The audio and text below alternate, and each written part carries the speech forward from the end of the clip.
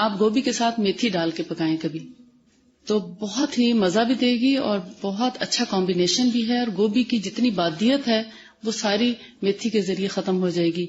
اور بڑے بڑے حکیموں نے یہ کہا ہے، اس میں آپ کی بک میں بھی لکھا ہے کہ اگر لوگوں کو میتھی کے فائدے پتہ چل جائیں تو وہ اپنا زیور بیچ کر بھی میتھی کھانا شروع کر دیں. یعنی اگر ان کے پاس پیسے نہ بچیں، اب وقت آ گیا نا ایسا کہ جمع پونجی ختم ہو جائے یا اتنی ارننگ نہ رہے، تو پھر بچا ہوا سونا جو ہے وہی بیچ کے لوگ کام چلا آتے ہیں. تو پھر کہتے ہیں اگر میتھی کے فائدے پتہ چل جائیں تو سونا بیچ کے بھی میتھی کھائیں.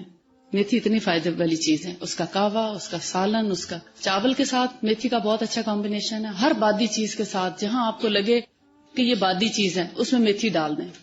بہت خوبصورت خوشبو، ذائقہ اور مزہ اس کا، اور ہاضمے میں بہت آسان ہو جائے گا وہ کھانا جس میں آپ میتھی ڈالیں گے. اور میتھی کچی بھی سلاد کے اندر رکھی جا سکتی ہے.